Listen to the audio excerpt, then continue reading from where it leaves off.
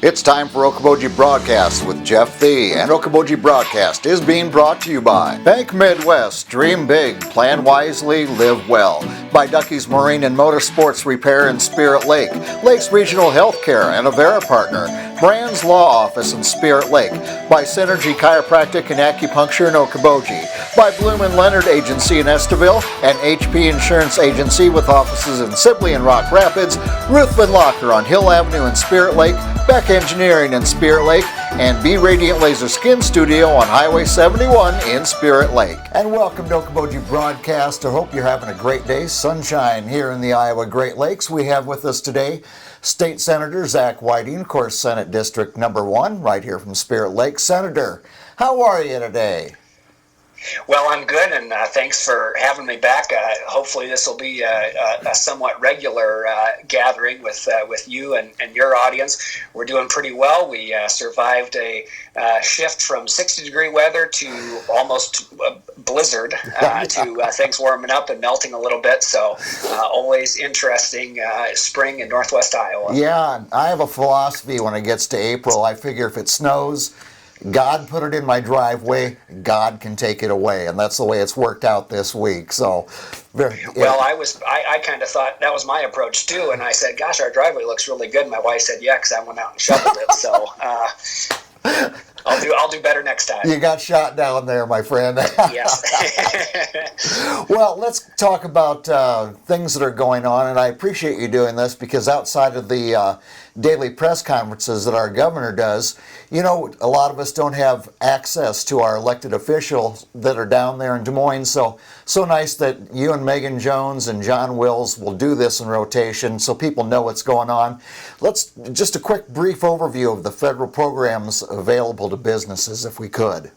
Sure. So top line thing I'd add in is that there are these programs that I'll get to, but under the CARES Act, Iowa is also slated to get a little over $1 billion in relief that can be used towards coronavirus response and relief. And so that could be towards the public health side of things, but it could also go to some of the economic and small business relief things in addition to these federal programs that are available. So I think that's a really good thing. Again, a resource that I mentioned last time is www.iowabusinessrecovery.com. That links you to the Iowa Economic Development Authority's website that will summarize all of these state and federal programs available. That's going to be the most up-to-date and accurate information that could change even after we're done here. But the state had, as we talked about last time in our last interview, the state had some programs that were available, and those were intended to be stopgap measures. And awaiting further federal action. And so the Congress has acted 3 times, and so the most recent of which is Phase 3, or the CARES Act, and includes a lot of small business recovery and relief efforts. And you've probably heard of some of these, but I just want to try to summarize them for the viewers. And on that website that I mentioned, they do have a summary, a 2-page summary of the CARES Act. It's not a comprehensive summary, but it does talk about those business related programs. And the big one that people have probably heard about is PPP, or the Paycheck Protection Program. Right. And what that is you can get a loan through your local financial institution, if you can, for up to 2.5 times your payroll and benefits over an 8-week period. You can use that money and have that loan be fully forgiven. If you keep your employees on staff, you can pay for things like payroll, benefits, utilities, rent, and things like that. Right. It's a very popular program. I've seen numbers. I don't have the source in front of me right now, so I don't even want to try to quote them. But I've seen that it's a very popular program and that Iowans have really utilized it. And so I would encourage everyone that is in need of assistance or just a little bit to help tide you over and get you by, think about PPP. That's a great program. And then in addition to that, Jeff, there's a couple of other loan programs that are available through the SBA, through the Small Business Administration. They have a disaster loan of up to $2 million per small business. We might have referenced that one last time. It's a 2.75% interest rate for nonprofits and 3.75 for small businesses. And then they also have a program that if you've applied for one of these, you could possibly get a $10,000 immediate advance loan. And then there's a separate bridge loan program of up to $25,000. So a lot of numbers I'm throwing at you. If you go to that website, you'll see a summary of what all of those programs are to see if you're eligible. And if you are, and you're a small business, a sole proprietor, consider applying. I think it's important. Last time I've heard stories. The state small business grants have been started to be awarded here in early April, and people have heard criticism. They say, "Well, it went to this place, and why did it go to that place and not this place?" Well, you do actually have to apply for it. So they don't just give these. This isn't just money that they give out willy-nilly. You got to take the time and effort to apply, and if you do, it could be a big benefit. You could get a forgivable loan. You could get a grant. You could get a low interest loan. There's a lot of possibilities.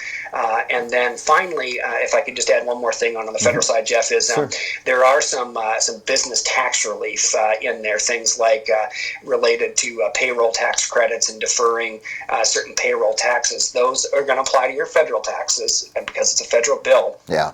But our state Ways and Means chairman has indicated that he does not want to see any of these benefits that come have an adverse impact on the tax liability of Iowans. And that's individuals who have received their stimulus check, like I did in the bank today, and also small businesses that receive assistance. He does not want to see an adverse effect on your state income taxes. And so that's something we'll probably have to do a patch or a fix if and when the legislature reconvenes. But I think that's good policy for Iowans. Indeed. And yeah, last I saw, I think it was like 17 Dickinson County businesses through the first 4 rounds of the Iowa Small Business Relief received a combined $333,300. And yeah, I'm starting to see posts on Facebook of people saying, I got my stimulus in my direct deposit today. So that's working right now as well.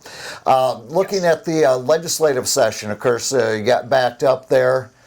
Hard to say. I know the governor's looking at trying to, like the president, trying to restart things, whether it's in stages or whatever, for the legislative session. And, right now, cities, counties, and the state are all looking at whether it's road tax use, certainly monies that come in from sales tax and so forth.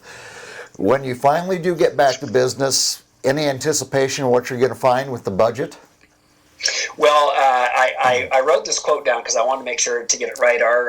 My colleague, our Senate Majority Leader, Jack Whitver, was asked this question by the Des Moines Register a couple days ago, and his response was, right now, it's an impossible question to answer. And so, not to try to punt on that, but we really don't know. And it's all of those things that you asked in your question. We don't know what the impact is right now. We get reports. We have a state legislative services agency, which is our sort of state institutional legislative staff, and then we have folks that work in the Department of Revenue and Department of Management and all others that give us monthly reports on what the revenues are coming in.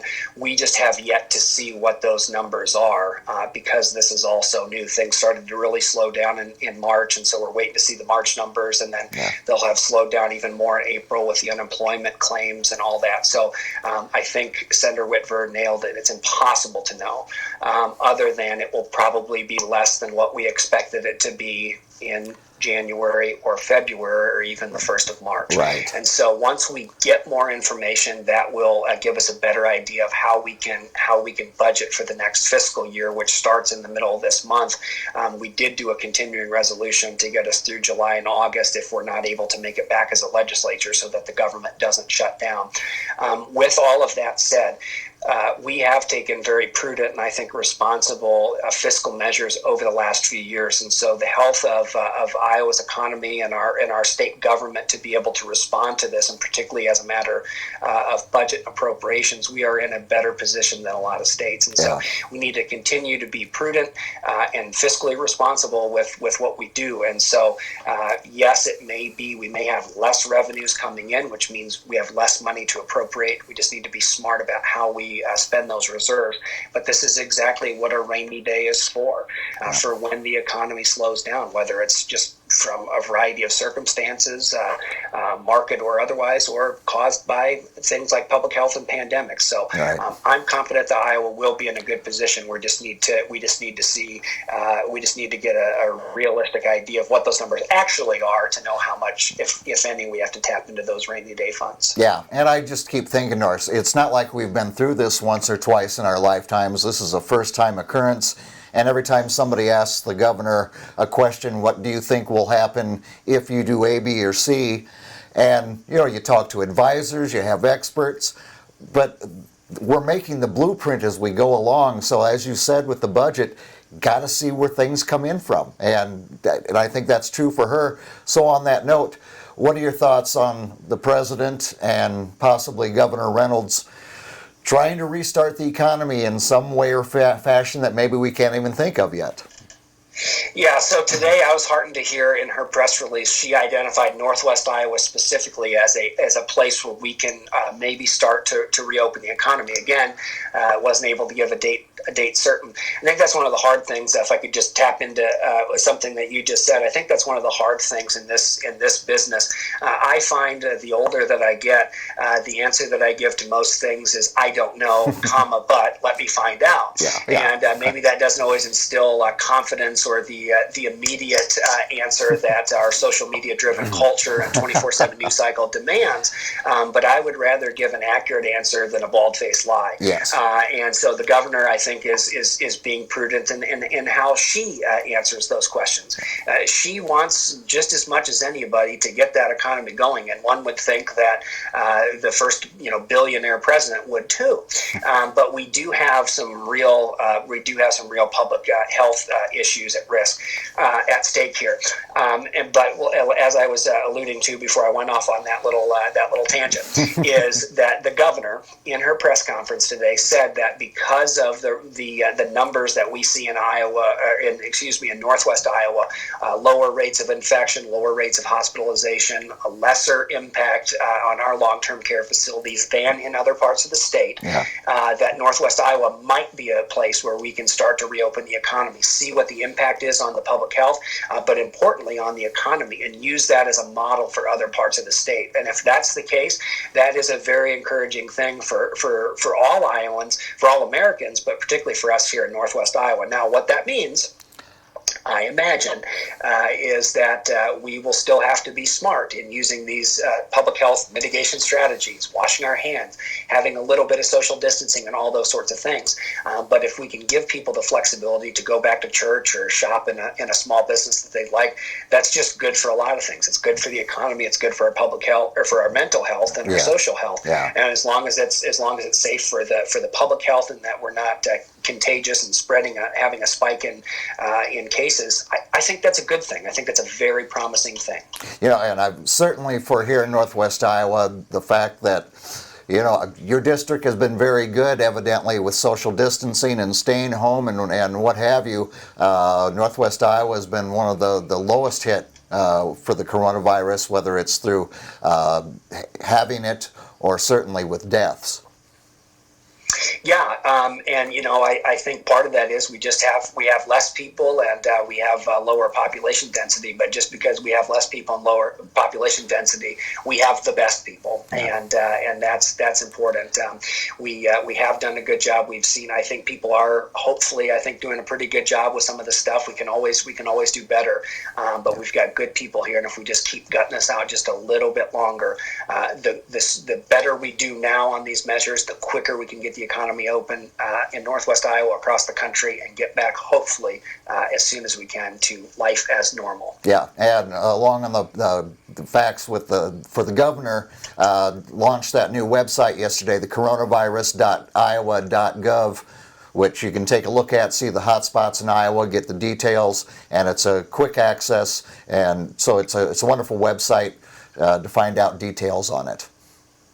Those two websites, the website you just mentioned and iowabusinessrecovery.com, if you want to find out what's going on in Iowa from a public health standpoint, go to your website, coronavirus.iowa.gov. If you want to figure out what's happening from business health standpoint, go to iowabusinessrecovery.com. They've done a great job of putting all the resources together, all the data. You can see things broken down on a county by county basis.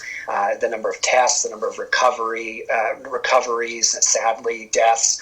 All of those things are there, and those are ways that the governor has a press conference every day, and we get to talk here every week or couple weeks. That's good, but those are good resources that are updated every day, and I'd encourage everyone to check those out. Yeah, absolutely. Check it out and start planning now for getting your business going again. Don't wait till they blow the all clear whistle.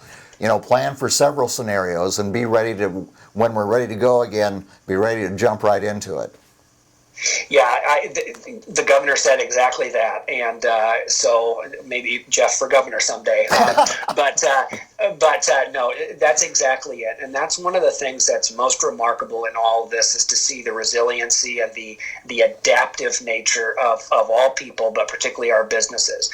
If the government, in the rarest and most extreme of circumstances, comes in and says we are going to shut you down, you can't operate unless you do A, B, and C. Yeah. It's amazing how quickly our businesses have been able to do that, to keep their employees safe, to keep their customers safe, but continue to operate, provide services, food, and a way of life for them and their families. And so I'm really heartened to see the amazing adaptability and resilience of our business.